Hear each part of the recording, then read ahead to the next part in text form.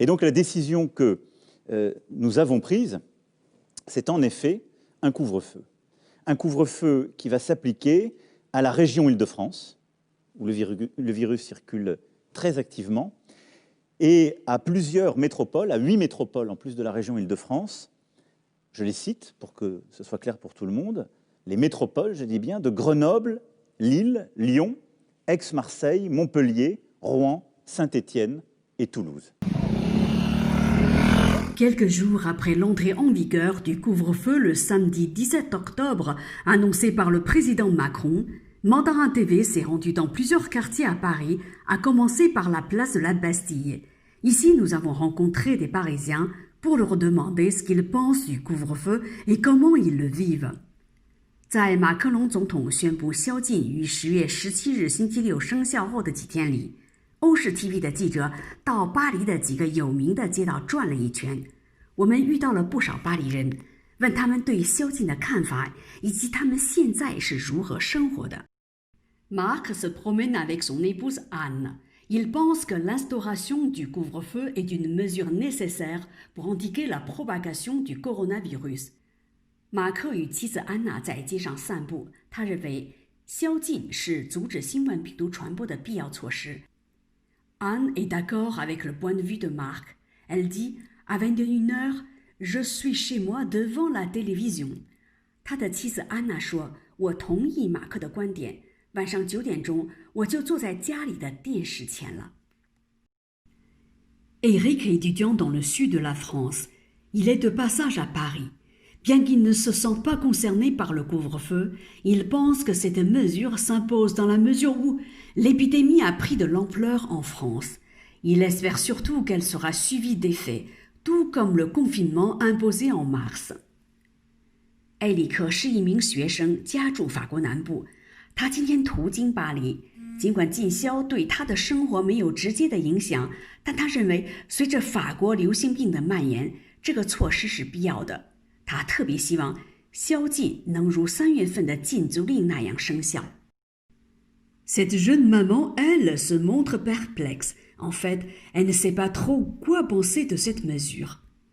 这位年轻的母亲一脸茫然，她真不知道如何看待这一措施。Il est 2h de l'après-midi. On est encore loin de l'heure du couvre-feu fixé à 21h.Les gens semblent vivre normalement. La majorité d'entre eux portent un masque, surtout quand ils entrent dans un lieu public comme le métro. 现在是下午2点钟左右，离宵禁的晚上9点还很远。人们看上去在正常的生活，他们大多数都戴着口罩，尤其是当他们进入地铁等公共场所的时候。Hugues Baudrillard est un jeune restaurateur.À la question de savoir ce qu'il pense du couvre-feu, il a répondu « On fait ce qu'on peut, on fait le maximum pour respecter cette mesure. C'est une perte d'activité pour tout le monde. » Quant à savoir l'impact du couvre-feu sur son activité, il n'a pas répondu directement à cette question. Hugues Baudrillard 是位年轻的餐馆老板。当被问及他对宵禁的看法时，他回答说我们正在尽最大的努力来遵守这一措施，这对所有做生意的人来说都是一种损失。当问到宵禁对他的生意会产生什么影响时，他没有直接回答这个问题。Nous voilà maintenant place de la République, un autre quartier très animé de Paris. Nous avons tenté de savoir ce que pensent les habitants de ce quartier du couvre-feu.现在我们来到了巴黎另一个热闹的地方，那就是共和国广场。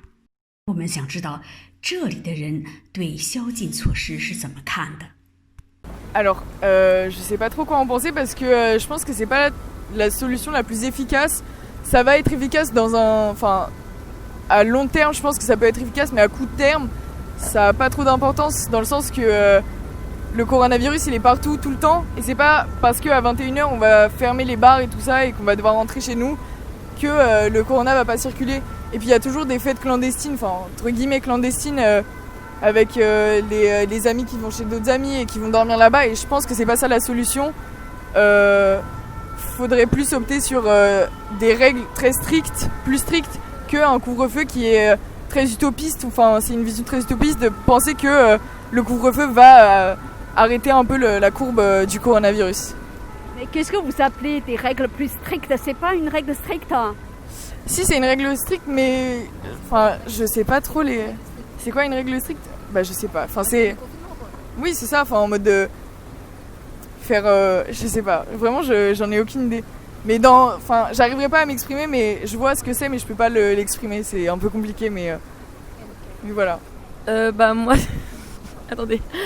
Moi en fait, je sais pas si c'est vraiment efficace, oui, mais bon après, c'est vrai que ça marche vachement par les obligations, donc du coup le fait d'imposer ça, bah ça force les gens à appliquer, parce que l'amende de si on est dehors, bah ça force les gens à être chez eux. Mais après, vu qu'on se voit tous toute la journée, bah je sais pas si c'est vraiment efficace, quoi. Voilà, c'est tout ce que j'ai à vous dire. Comment vous vous organisez par rapport à ça? Bah on rentre chez nous à 21h. Voilà, c'est tout. On fait en sorte d'être chez nous à 21h, ou alors on reste chez nos amis jusqu'au lendemain matin. Couvre-feu, ouais, c'est normal, ils ont fait le couvre-feu parce qu'il y a trop de cas. Il y a beaucoup de cas, voilà. Beaucoup de cas de coronavirus, c'est pour ça ils ont... Moi, c'est normal. Moi, je pense que pour les restaurants, c'est pas forcément bon parce que beaucoup vont fermer à cause des services qui pourront pas faire à cause du 21h qui est beaucoup trop tôt. Pour moi, je pense que c'est pas forcément une très bonne idée, c'est peut-être trop tôt. Peut-être 22h, ça aurait été plus judicieux pour l'économie française. Et vous, qu'est-ce que vous en pensez? Je suis d'accord, et j'ai de la famille qui est dans la restauration. Et à cause du couvre-feu, ils doivent fermer plus tôt ou ne pas du tout faire le service du soir. Donc c'est vrai que c'est compliqué, et comme elle a pu dire, ça va totalement faire chuter toute la restauration, notamment à Paris pour l'instant, et on espère que ça va pas se diffuser plus loin, quoi.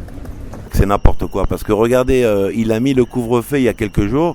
Je crois que le lendemain, on a eu un pic de 32 000 personnes qui étaient atteintes. Le lendemain, ça veut rien dire. Ça veut rien dire du tout. Et sinon, vous voyez une solution? Il n'y en a pas, mais bon. Mais je crois que tout ça, c'est bien monté déjà. Hein. Ils veulent nous mettre dans une boîte, nous conditionner. On va devenir des robots bientôt. Hein. Ça a été monté par qui? C'est monté par les puissants. Bill Gates, entre autres. En 2015, vous n'avez qu'à regarder les reportages. En 2015, c'était un truc qui était bien monté déjà, bien ficelé. Potentiellement, on veut faire la fête et s'amuser. C'est bien sûr que c'est une privation de liberté, mais quelque part, c'est peut-être aussi peut-être un devoir citoyen momentané que de faire attention par certaines mesures qui, oui, restreignent les libertés, mais qui... Mais ça tue, ça existe, ce virus, ça tue quand même. Alors oui, il y en a qui diront que c'est peut-être un complot, mais moi je pense pas. Enfin, pour avoir vu des gens autour de moi, etc., oui, ça restreint les libertés, mais je pense que c'est nécessaire momentanément. Après avoir visité ce quartier, nous sommes entrés dans un restaurant et nous avons pu discuter avec leurs propriétaires. Nous leur avons demandé si cette mesure allait avoir beaucoup d'impact sur leur chiffre d'affaires. 我们后来走进一家餐厅，与他们的主人交谈了起来。我们特别问了一下，这项措施是否会对他们的营业额产生影响。On estime pour l'instant, là, selon les jours passés, qu'on est autour de moins 75%. Puisqu'on travaille beaucoup le soir et effectivement, à 8h30, on boucle tout, donc voilà. Et maintenant, comment vous vous organisez? Est-ce que vous allez quand même recevoir entre 19h et 21h? On reçoit un service continu toute la journée, de 11h du matin jusqu'à 20h30, 20h45, quoi, on va dire. Et puisque de toute façon, ce sont les voisins qui viennent, donc eux, ils peuvent rentrer assez vite avant le couvre-feu. Et sinon, d'une manière générale, qu'est-ce que vous pensez de cette mesure alors? Cette mesure, on n'est pas tout à fait satisfait parce qu'on perd beaucoup de chiffre d'affaires et puis même les clients, ils ont quand même envie de continuer de faire la fête et puis de se retrouver. Pour le chômage aussi. Oui. Pour le chômage partiel, pour les gens qui travaillent le soir, en fait, on a obligé on avait deux équipes qui travaillent, ça veut dire 5 le matin et 5 le soir, surtout le week-end, plus quand les jours vraiment festifs, mois de juin, juillet, on embauche aussi des extras. Mais là actuellement, donc on a remis toutes les équipes, ça fait on a 4 personnes qui sont parties au chômage partiel à cause de ça. Et bon, après, j'espère que ça va s'améliorer au niveau sanitaire, quoi. En France, c'est ce qu'on espère. Si ça donne un résultat, c'est qu'on est super content. Après, si le résultat n'est pas là, c'est que voilà, on est tous perdants en fait. Reportage par Mandarin TV， 法国欧视 TV 巴黎报道。